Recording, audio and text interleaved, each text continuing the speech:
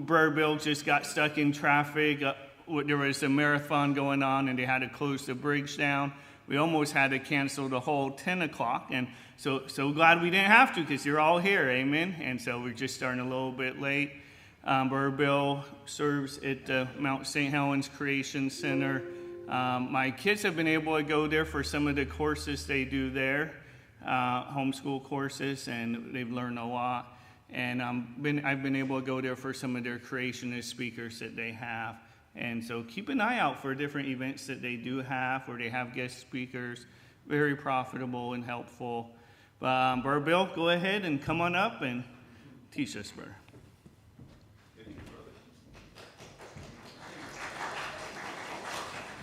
Testing 1, 2, 3. Can you hear me okay? Is that coming through, or do we need to jack this up a bit? Let's see if we can. Testing 1, 2, 3. How we doing? All right. Good morning, everybody. How you guys doing today? Now, some of you are sitting in the back. You're going to benefit if you come up a little closer, just because we're going to be using a slide projector quite a bit. And so I know you're all. You want to bail out in case the speaker's kind of weird. I know.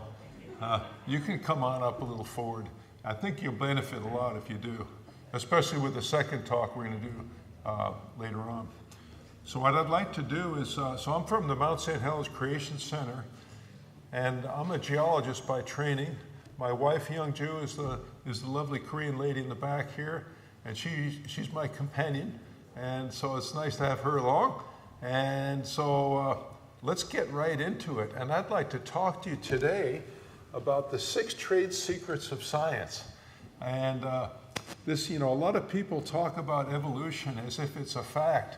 And oh man, I'm here to tell you, not only does the Bible tell me it's nonsense, science does also. And I want to just give you just a very basic observations I've made as a scientist that maybe can help you a little bit.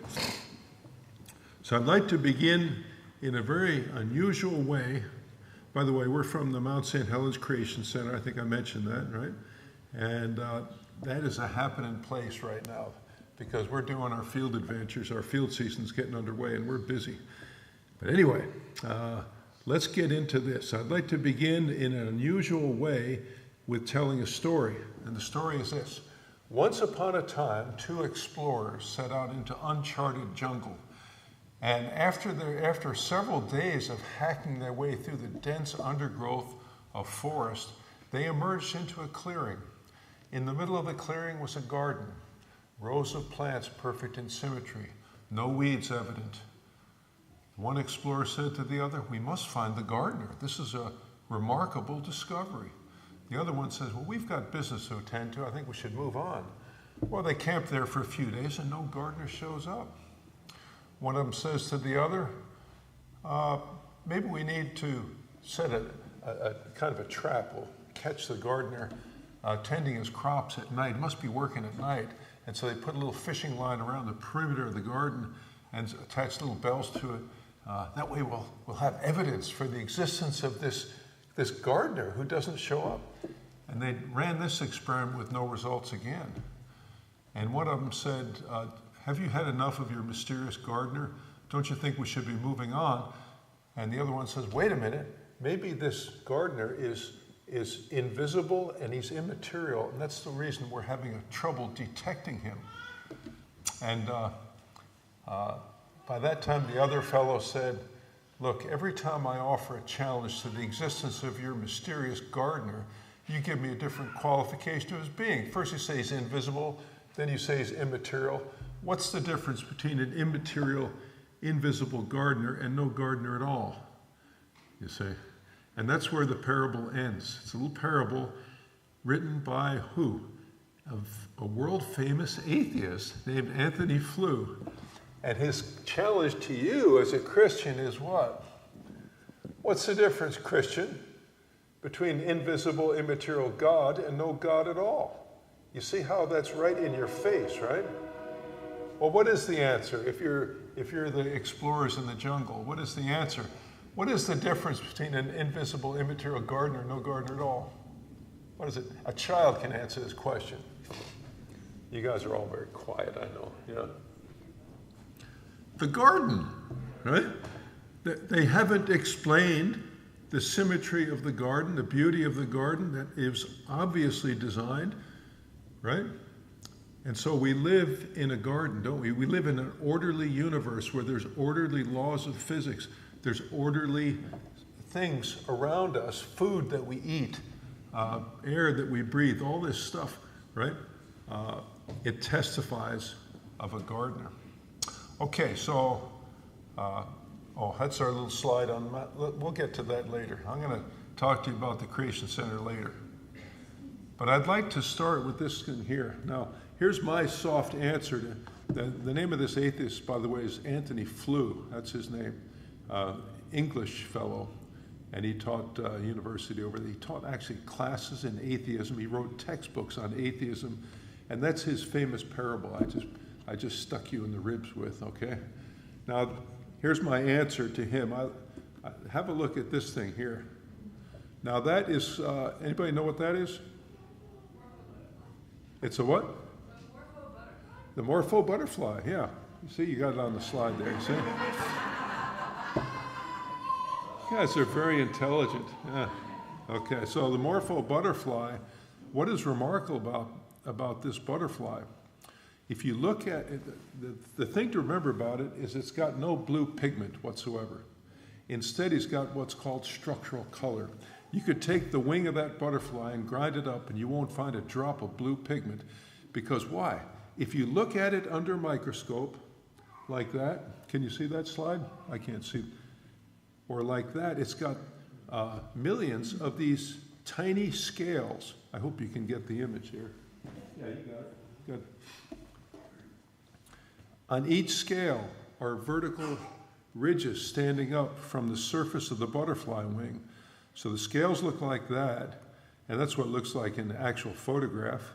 And when you zoom in on those scales, the surface of the butterfly wing is flat, but it looks like little Christmas trees standing up vertically, and each one has little rungs on it, and the spacing on those rungs is so precise that when white light strikes the surface of the butterfly wing, a thing called destructive interference happens, where all the wavelengths of light cancel and only the perfect shade of blue can come out.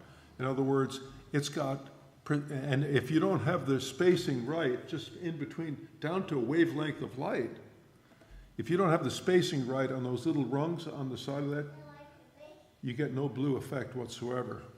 So I look at that and I say to myself, there's precision engineering. Something designed that thing to make it the color blue. And it makes me, as a Christian, say, my God, how great thou art. Not only did you make a butterfly that can fly and reproduce and enjoy its surroundings, but you went out of the way. You engineered that thing just for the sake of beauty. And there's no evolutionary advantage in that. That gets my attention, you see. That's precision engineering. That's my answer to Anthony Flew. We live in it's a scanning electron microscope of the actual surface of the butterfly. You thought that butterfly wing was flat. You're wrong. It has all this three-dimensional structure on there with precision, right? So it reminds me of this passage in the Bible. And today what I'm going to give you is essentially, this will be an unusual kind of worship service today, but be like a scientific commentary on Romans chapter 1. Romans chapter 1, I'll just pick it up, we'll just do part of it in verse 16. Paul says this, he says, "For I'm not ashamed of the gospel of Christ, for it is the power of God unto salvation, everyone that believes, to the Jew first and also to the Greek. For therein is the righteousness of God revealed from faith to faith, as it is written, the just shall live by faith." I'd like to stop there just for a moment and say I'm very glad someone was not ashamed of the gospel to share it with me as a young man. I was 28 years old and somebody shared it with me, because why? I was lost as a goose. What do I mean by that? If you ask me where'd you come from, where are you going, and where are you at, I couldn't give you an answer to any one of those three questions. I didn't know what the point was in my whole existence. All right? And somebody shared with me the gospel, and I don't know if you've had this experience, but you share it with someone who's hungry to hear it. and it's electricity, you know. There's power there, huh? And to me, I heard that message. I said, what? You mean this Jesus died on the cross for me? Something that happened 2,000 years ago has an impact? Whoa, I got to hear. I must understand this, right? Well, what is the message? It says in verse 17, for therein is the righteousness of God revealed from faith to faith, as is written, the just shall live by faith. God's righteousness revealed. My faith is only as good as the object I put it in. If you put your faith in Christ, you put it in a good place. But notice, Christ's work on the cross is nonsense unless God created this universe in the beginning. If there's not a creator to whom I'm accountable to, all of Christ's work on the cross is silly, right? Amen. And not only that, if God didn't create as a matter of history, if there's not a fall of man, where man historically fell into sin, then Christ's work on the cross is nonsense also. I have no need for a Savior, you see. But you put them all together, you see you've got a coherent message. And today the attack is on creation. Today, the book of Genesis is the most allegorized, mythologized, ripped apart, scoffed at, mocked at, ridiculed Bible section in the whole Bible, and yet it's the foundation to the gospel. The enemy knows what he's doing. All right, and it goes on from there. And so I like that. The righteousness of God is revealed from faith to faith, as is written, the just shall live by faith. I can be right with God on the basis of faith alone. Wow. Folks, if there's any truth in that, you got to know it. It's that good. And in verse 18, it says, for the wrath of God, it goes into something. All this good news changes into God's anger. For the wrath of God is revealed from heaven against all ungodliness and unrighteousness of men who hold the truth in unrighteousness. That word hold is suppress the truth, push it down. It's a little bit like you're in a swimming pool and you're pushing a beach ball underwater. It wants to come up, and people are pushing it down. It says God's angry at this activity. Verse 19, what is this truth? It says, well, because that which is known, which may be known of God is manifest in them, for God has shown it to them. Well, that's important. It says that God is the active party revealing that to man. Well, what truth is being suppressed? Verse 20, for the invisible things of him from the creation of the world are clearly seen, being understood by the things that are made, even his eternal power and Godhead, so that they are without excuse. Notice it says the invisible things of him from the invisible God is clearly seen. Basically, that's what it's saying. It's obviously a figure of speech, right? The invisible God is clearly seen, being understood, rationally understood by the things that are made.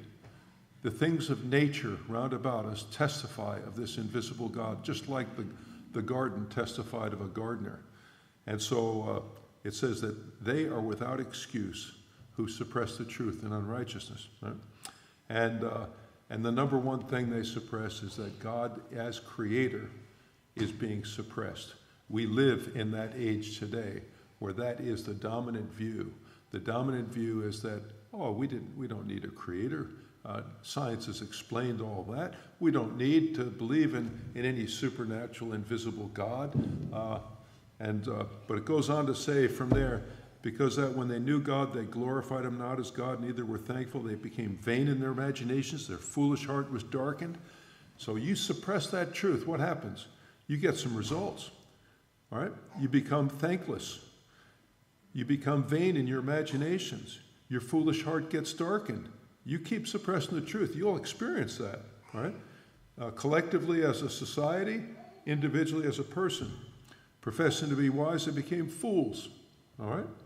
And exchanged the glory of the incorruptible God into an image made in the form of corruptible man, birds, 4-footed animals, and crawling creatures, all right? You're going to go in for idolatry, in other words. That's what it says. I think we live in an age of idolatry in the 21st century. Let's keep going. And at verse 25 says, they changed the truth of God into a lie and worshiped and served the creature more than the Creator, who is blessed forever. Amen. That's what happens when you suppress the truth in unrighteousness. Well, what can we say? Do we see evidence around us? I know what time and chance produces, and I know what intelligent design produces. You can go in different parts of the world and you can see a place like this. This is in New Hampshire, the Old Man on the Mountain, right?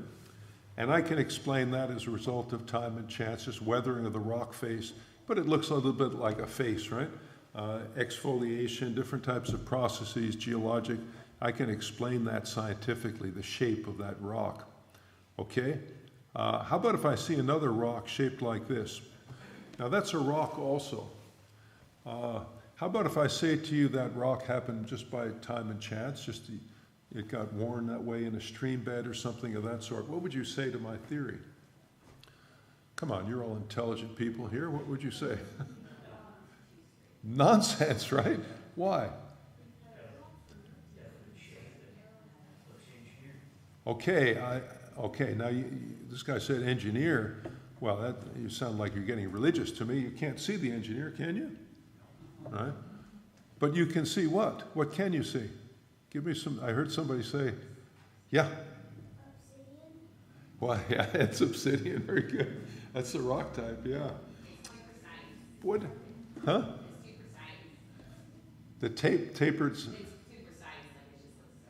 Yeah. So it's got left to right symmetry. It's got a sharp. Go ahead. You see the evidence of the maker. Oh, don't get religious on me now. Yeah, you're saying you're talking about a maker now, but let's go step by step here. Right? You see left to right symmetry. You see sharp edges. You see a blunt base. You can see it's designed. You don't have to see the Indian to know the Indian exists, do you? Right? The invisible Indian is clearly seen, being understood by the thing that he made. It takes a lot of skill to make that arrowhead, you know. Even his dexterity and skill, so that the archaeologist is without excuse if he says that arrowhead happened by chance. You see that? I'm applying what? Romans 1 to nature. Can we do that in biology? We know what time and chance produces here and with rock faces, and we know what plan and purpose can produce. Are we allowed to raise that kind of question in the realm of biology? Did you know that's forbidden in the schools today? Thou shalt not cross that boundary. That's the attitude of the schools today. Well, let's go ahead and get adventurous and cross that boundary, and let's see what we can do. Let's make believe now. Let's make believe that you're all university students, and you're freshman students. You're going to go off to the university for the first time, and we come to our biology class, and we learn about different types of animals and plants and so on. And for the first time in our life, because we got raised on the farm in a little town called Napavine, and we don't know anything about this stuff called evolution. But then you hear this word and you say, teacher, you really think that all the animals and plants just evolved from from just molecules? They just happen to come together like that? Teacher says, well, it's a scientific theory, and we've got a lot of evidence for that. Just look at the different varieties of dogs you have here. You got foxes and wolves and coyotes and so on. And look at that. And you even got all kinds of dogs like that, right? And you got smart dogs, stupid dogs, big dogs, little dogs, long-haired, short dogs, all kinds of dogs. But you ask, well, wait a minute. You can get a lot of variety by breeding, can't you? But can you keep breeding dogs and get a porcupine? Everybody knows there's limits to change in biology. Every farmer knows, Mister, I raise pigs, I get pigs. I can raise chickens, I get chickens. I don't see one animal turning into a fundamentally different kind of animal. What kind of age? You think about that. And you're just an ordinary goofball in freshman level geology or freshman level biology, and you're asking these questions. Tortoises, lots of different types of tortoises, right? Oh yeah, that you can mix and match those things, you get all kinds of variety, don't you? Porcupines. You can breed lots of different species of porcupine, but they all have a certain porcupineness about them, don't they? There's no mistaking it when you see the thing, okay? even now that thing, that's one baby animal that is not cute. All right? That thing is hideous. All right? But I have to be careful. I don't want to call the thing ugly. It might be saying the same thing about me. So I got to be careful. Look at that. Only its mother could love that thing, right? Okay. Finches. Get different variety of finches, right? And yeah, you can keep breeding those things. You get different varieties, different colors. But there's limits to change, isn't there? Even among humans. Look at those faces. So different from one another. Each one of the faces in this room, it's so cool just to look out at the faces here. If I were to lop off your heads and put them on a table, man, it would be really, it'd be, I won't do that. Yeah, yeah. Even get people like this. I sometimes have a hard time getting in a car. Imagine that guy. He's 8'11". Okay, that was back in the 1930s. Look at that guy. How'd he get into that car anyway? You had to fold them up about 3 times, I think. Okay. Variety. What I'm getting at, yes, there's variety. Dogs, armadillos, apes, finches, whales, and porpoises. There's variation within the created clams, within the created kinds, but there's also limits to change. And that bothered Charles Darwin an awful lot because he got in the way of his theory. He wanted to believe that there's all these in-between kinds, and they just don't seem to exist. Let's go ahead and look at this a little bit more. Limits to change in biology seems to be the rule. Well, poor old Darwin, he suggested, well, maybe what you need to happen here is some natural selection. You ever hear that word? So you're in your biology class, you're learning these sophisticated words, right? A natural selection, what is that? It's pretty easy to understand. Take a population of dogs like this, all right? Put them on an airplane, send them up to the Arctic. What's going to happen to those dogs? Well, some of them are going to die out, right? There you go, they're dying out right now, see? And chances are you're going to remove from the population all except the long-haired variety. That's called natural selection. There's nothing mysterious about it. Nature selecting one variety over another. It's not, you're not, the thing about natural selection is you're not evolving anything new, you're just eliminating old ones.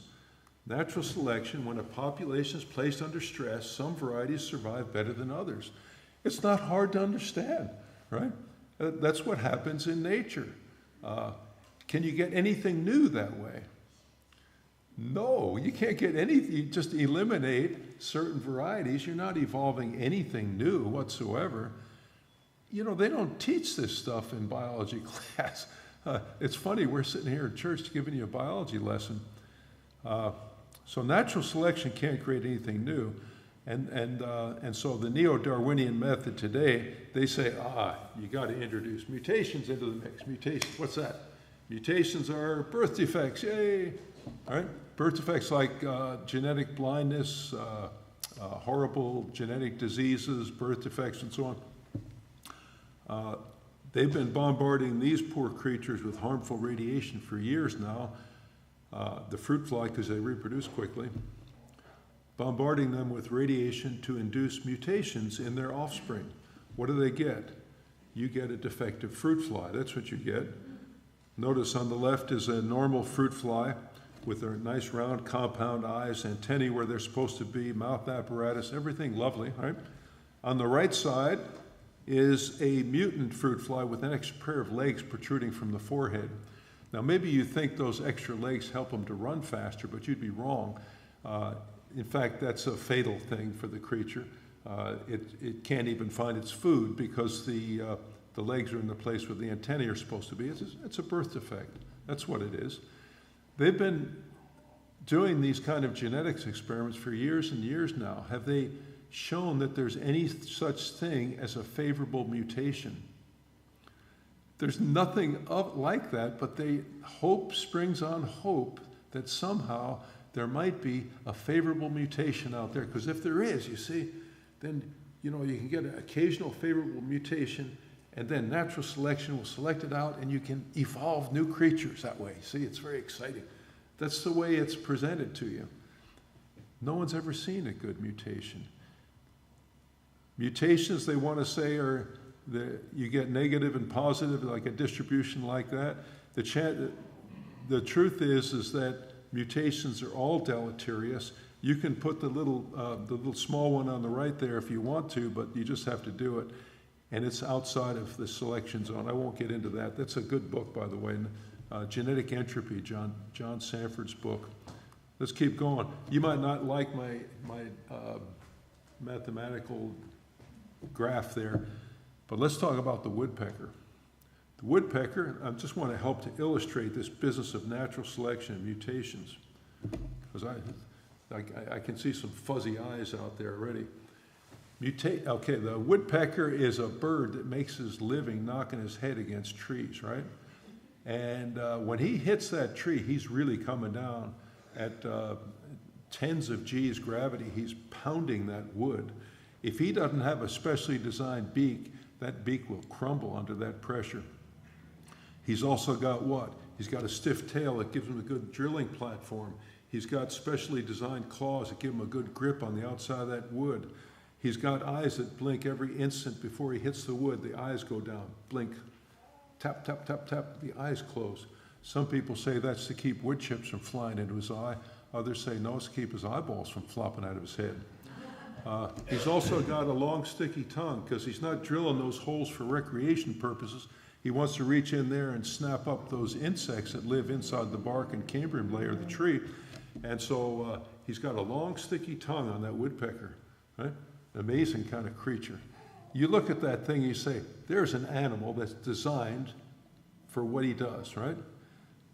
How did that thing evolve? Let's try to think like an evolutionist. Let's try to imagine an ordinary generic bird walking through the woods one day. It's like a robin or something like that, I don't know, a generic kind of bird.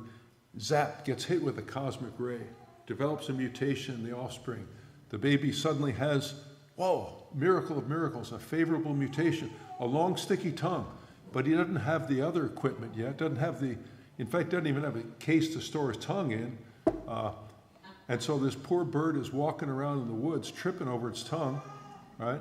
And or flying through the woods and the tongue gets caught on a low branch, zzz, zzz, down to the ground you go. There's not much of an evolutionary future in a bird like that. In fact, he doesn't have the other equipment, the strong beak. He doesn't have the grip on the tree. He doesn't have any of the other stuff that makes a successful woodpecker. And so in order to be successful, he needs all the equipment in place at the right time. And there's no such thing as multiple favorable mutations ever happening in biology. You can believe it if you want to, but you just have to believe it. I'm telling you, there's a lot of faith going on in the area of biology that claims to be science. So the woodpecker, so we get to our biology class and we realize trade secret number one. I'm going to give you 6 trade secrets today. No credible mechanism exists for macroevolution, large-scale evolutionary change. It just doesn't exist. I don't care if you're a PhD biologist here today. You know it's true. You know it's true, right? We have so much science behind us. So we get to our biology class. You remember, you're just a student. You're just from Napa Vine. You're going off to university. And you say, teacher, is it really that bad? Oh, his teacher says, well, yeah, it's, the theory has some problems. But you need to take your geology class, your paleontology in particular, which is the study of fossils. There you're going to really get the goods on evolution. So you pack up your books, you go to the next class of the day, and you learn about Darwin's great tree of life. You see that in the lowest, this is supposed to represent the fossil record. Right at the base of the trunk of the tree, you have primitive and simple creatures like the sponge and the single-celled creatures. You work your way up, you get the other types of invertebrates, crabs and jellyfish and oysters and things like that. And then you get further up, you get fish and frogs, and you go up near the top, you get mammals and humans. And they say, there you have it. The fossils, the lowest lying layers in the Earth's crust, they're primitive and simple, and they evolve upward into more advanced kind of animals. You say, wow, that's impressive, if that's really true. Sorry, that's bunk. Nobody believes it anymore. It's completely rejected by the scientific community. The real story of evolution is not really, this is my artwork, it's not very good. It's not really a tree like that. It's more like a forest of trees. Every major phylum of animals appears abruptly in the fossil record. Sponges appear abruptly in the Cambrian layers right at the bottom, and they stay as sponges. They don't turn into non-sponges. You have chordates, including fish, appearing suddenly in the fossil record without a hint of an ancestor underneath. Bryozoans, mollusks, all the basic categories of animal appear suddenly. The very place where you'd expect to find the perfect missing link, everybody agrees it's missing. And so you can draw lines like that in the textbooks. They do that, you see, as if there's a common ancestor. They all evolved like a tree. But in fact, they have to dash those lines if they're being honest with you, all right? Now, many of your textbooks are a little dishonest because they don't even dash the lines. They just connect them together. This is amazing to me. The fossil record on a large scale fails to provide any evidence of evolution. And if you were here, I'm telling you, if you're a PhD scientist, you'd have to be nodding your head because you know this is true. Well, it doesn't work at the phylum level. Maybe it works at the species level. Maybe there's evolutionary change in the species level. Well, you know, you can go to I'm a geologist, you can go to beaches like this in England, and over there you find cliffs, and there's fossils in those cliffs. And you can find a fossil ammonite like that one, like that, etc. And each layer is typified by a slightly different species of ammonite, which has got a little different squiggle on its shell.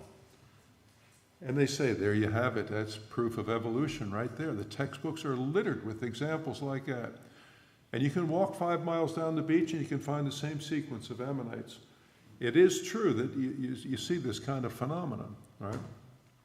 But notice something. You begin with an ammonite and you end with an ammonite.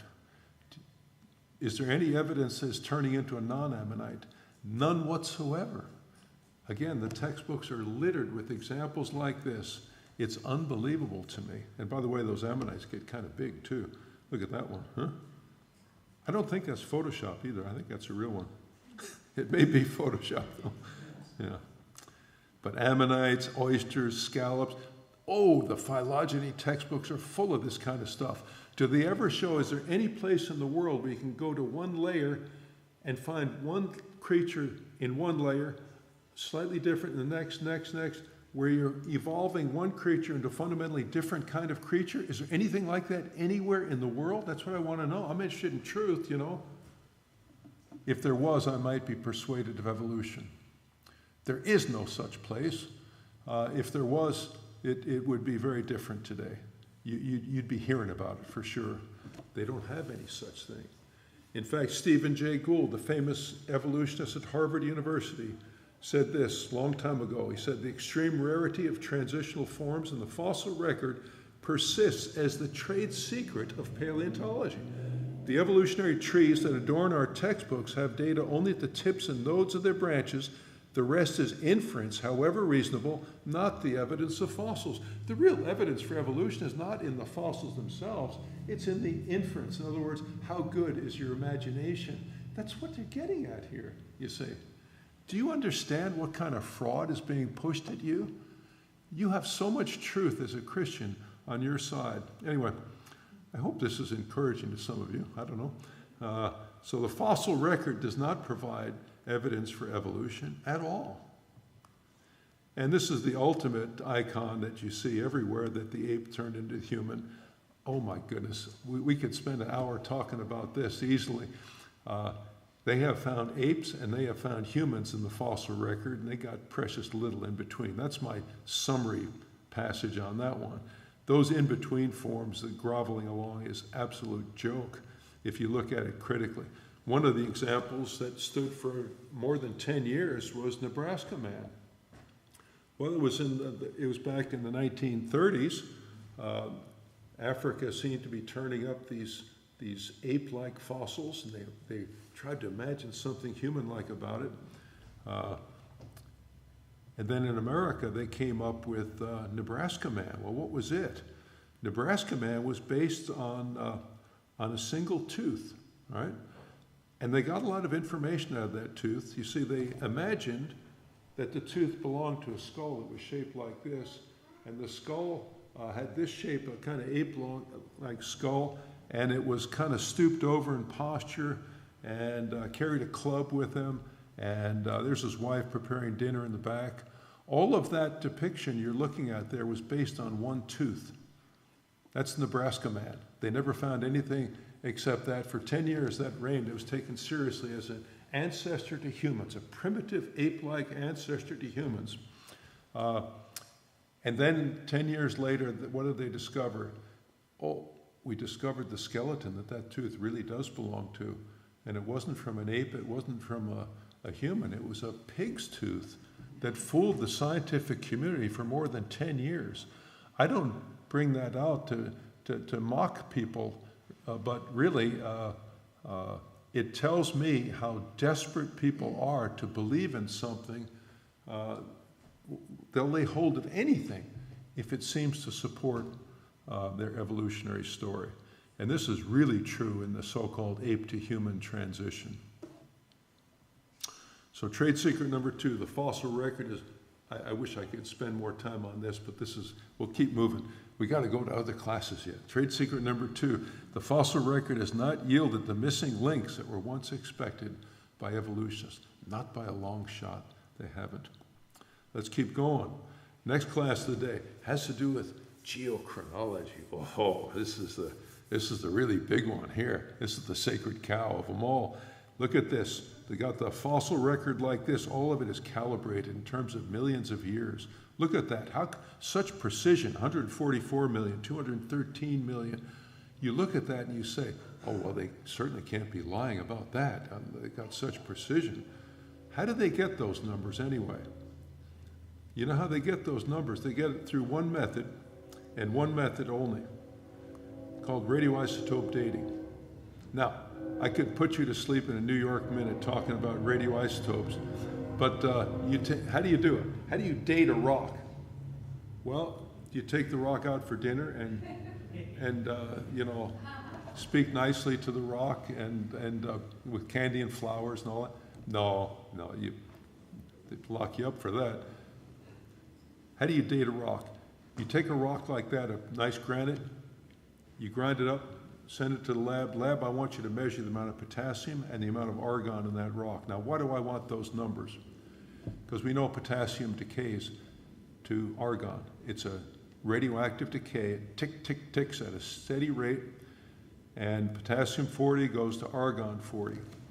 So if we measure the amount of potassium, measure the amount of argon, and if we can assume that the rate of decay has always been constant, those we have to assume, and if we assume that there was 0 argon at the beginning of the decay process when the first crystallized from a liquid to a solid rock, and if we assume that no argon or no potassium has ever gotten out of the system, if we assume, then the rock is umpty millions of years old. That's how the game is played. Has any scientist measured the age of a rock? No scientist has ever measured the age of a rock. They've interpreted a rock's age. That's a fundamental difference there. In other words, they've guessed, they've speculated, etc. No scientist has measured the age of a rock. You can measure a rock's mass, density, temperature, all kinds of stuff about a rock. You don't measure its age. You must interpret it. In other words, you're guessing. All right? It's this authority. The entire old Earth paradigm hangs on this one thin thread called radioisotope dating, and it's sufficiently abstruse that most people stay away from it. That's the really dirty little secret there. It is extremely abstruse. It takes a long time to try to understand. I've done radioisotope dating. I know what's involved in this. So you have to assume the rate of decay is constant. You have to assume the starting conditions. You assume, and then the rock is so many years old. Is there any evidence that the Earth is much younger than that? What are we looking at there? What's that? You're flying over an area where there's a river entering the ocean. And what's happening there? The river carries a lot of dirt, right? And it pushes the ocean back to form a river delta, right? Now, how much dirt is being added to the oceans every year? Well, we happen to have a good estimate that about 27 billion tons are added every year. That's a pretty good estimate. That muddy Amazon River, the muddy Columbia River, all these rivers are dumping dirt into the oceans, right? About 27 billion tons. And that's a fairly good, we have a good handle on that ballpark estimate. How much dirt should be in the oceans if those oceans are really 1 billion years in age, as they like to say? They like to say it's more than 1 billion. How much dirt should be there? If the oceans are 1 billion years, an astonishing 30 kilometers thick mud layer should line the whole seafloor. Well, that's thicker than the ocean is deep. You think that stuff is out there? Everybody knows it's not. That seafloor has only got a thin veneer of sediment on it. It really looks like those oceans are a whole lot younger than 1 billion years. See, that is just common sense there. The radioisotope is very abstruse, but this gets my attention, all right? And you can really take that one to the bank. That is a good argument for a young Earth. The sea is not muddy enough. I've got some other news for you. The oceans are getting progressively more salty with time. That's right. About 450 million tons of salt are added, or sodium are added to the oceans each year, right? Why is that? Well, the rocks that are, rivers run down off the continent, right? And they're carrying minute amounts of salt in that fresh water, you see? And it hits the ocean, and the salt stays in the ocean. And then what happens? The water continues to fill up the ocean, spills over the top? No, there's evaporation. The ocean evaporates, it forms clouds, clouds rain on the earth, and you got a one-way conveyor belt that's hauling salt to the oceans. And the oceans are getting progressively saltier with time. There's no question about that. About 450 million tons of sodium are added each year to the oceans. At that rate, how much salt should be in those ocean basins?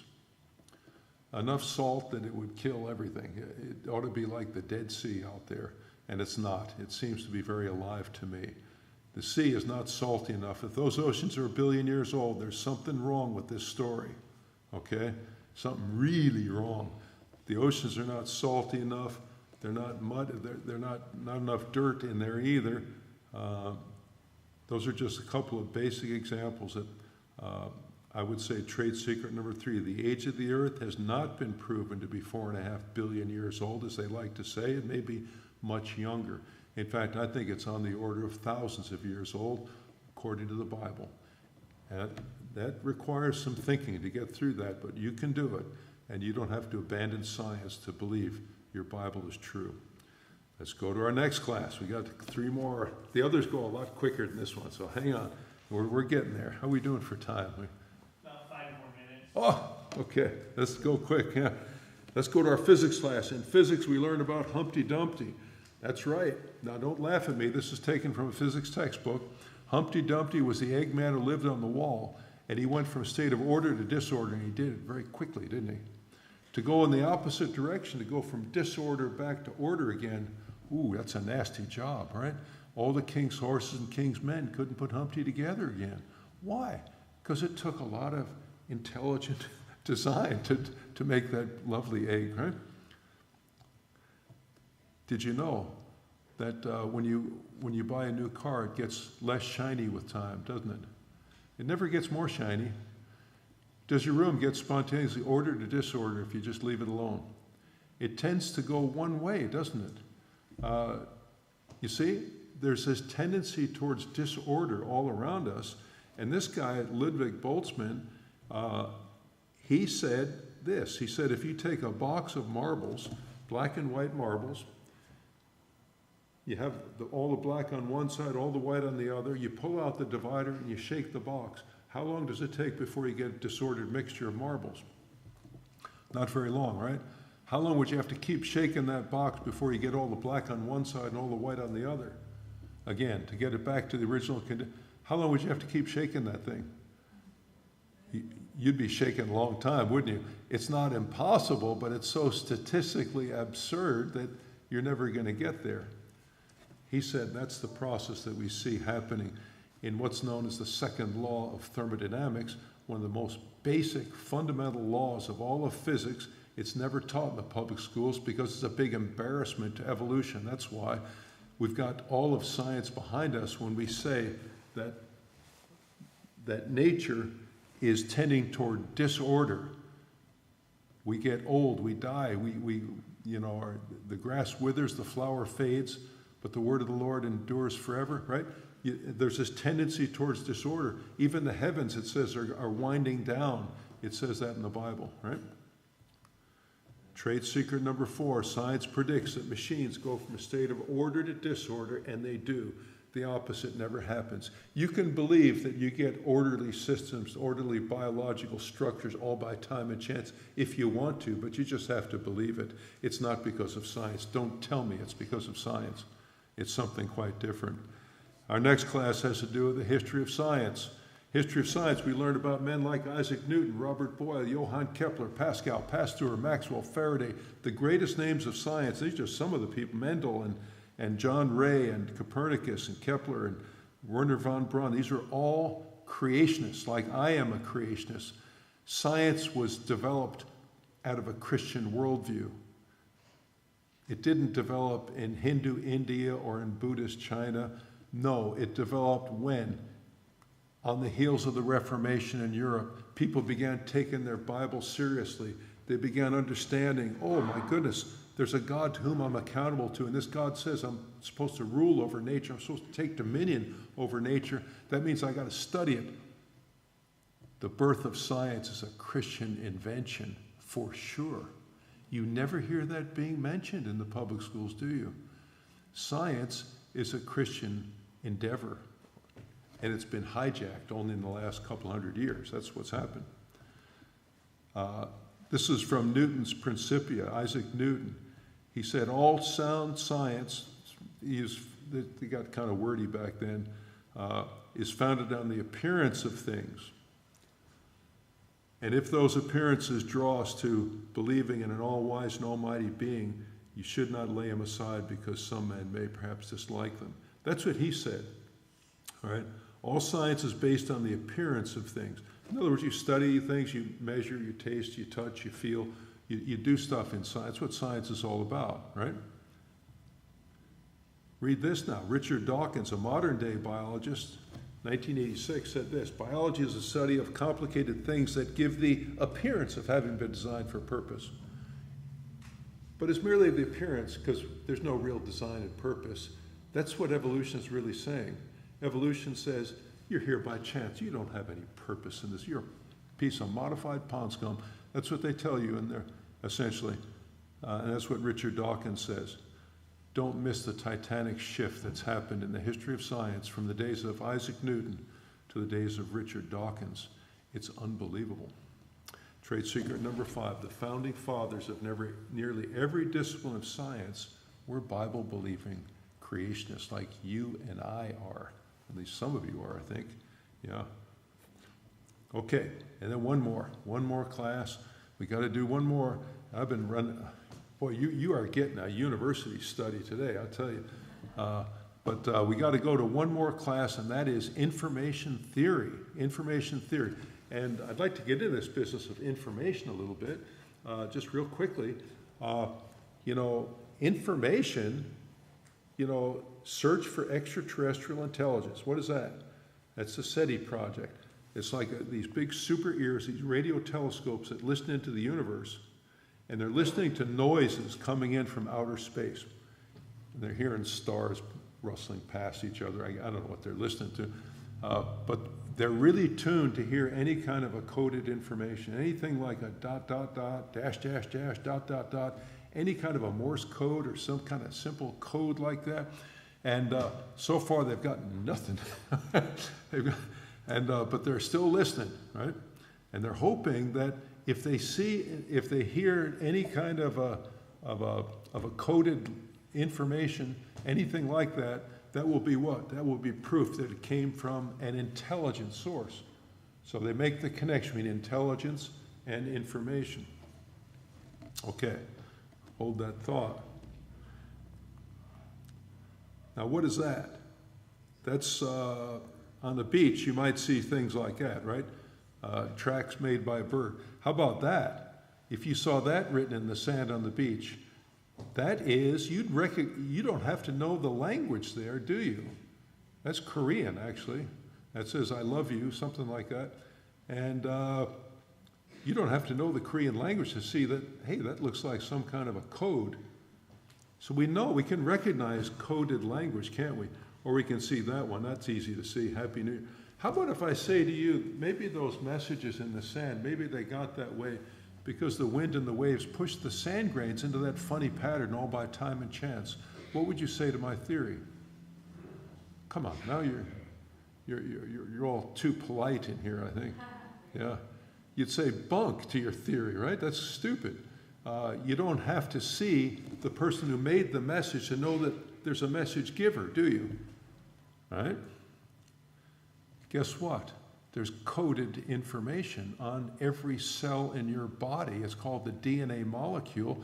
They only figured that out in the 1950s, that you've got a super textbook written, a super microchip on every cell in your body that had to be software engineered. There's no question about it. Everybody knows that that's information of the very same sort as written on sand grains in the beach. To say that information can happen by chance is a complete denial of all of information theory, and yet everybody's making that blunder today. Okay. In fact, you can get a prize of $10 million if you can explain how did DNA get the coded information that's in that thing. This guy put up a bet. He's a secular scientist too. He says, can anybody figure this out? Not one will say, wait a minute, maybe God created that DNA. Maybe there's a God who's real. So the parable I began with the two explorers walking through the jungle, that parable was invented by this guy, Anthony Flew, hard-boiled atheist boy. He is taught in Scotland. And Anthony Flew, Atheistic Humanism. He wrote textbooks on atheism. And what happened to him? Something happened. I have been persuaded that it is simply out of the question that the first living matter evolved out of dead matter and then developed into an extraordinary, complicated creatures. He repented of his atheism. I don't know if he came all the way to Christ, but he recognized that there must be a creator. So the world's most notorious atheist was convinced on the information argument on that DNA molecule. It's the single strongest argument that I know of to say that there must be an intelligent God behind this universe. You don't get any stronger than that. Trade secret number 6, coded information never, never, never happens by chance. It's always the product of intelligence. And you've got that coded information on every cell in your body. Why is it that we're so intimidated? Why is it that evolution seems to be so scientific? It's not scientific, it's something quite different. We've looked at the morpho butterfly, seems to be screaming out super design. We know what time and chance produces. We know what plan and purpose produce. And so this passage here, the invisible things of God from the creation of the world are clearly seen, being understood by the things that are made, even as eternal power and Godhead, so that they are without excuse. We know what time and chance produces. Amazing. Our rational brain can figure out design when we see it. That's why engineers make the best creationists, you know. They design stuff. And so this whole story that primitive organisms turned into people is, I would say, is complete idolatry. To think that time and chance can produce ordered systems is nonsense. And so who knows what that thing is? Huh? It's I guess you call it a flying pig, right? Right? Pigs don't fly. Evolution doesn't either, right? How come people want to believe this way? Because they want to escape from a holy God. They want to escape from a holy God. If there's a God up there to whom I'm accountable to, if I can dream up the most sophisticated story that does away with his authority as creator, I'll take it, right? Why? Because I don't like the idea of being accountable. I want to be free. That's the idea, right? And so The good news of the gospel is this: you don't need to run away from God anymore.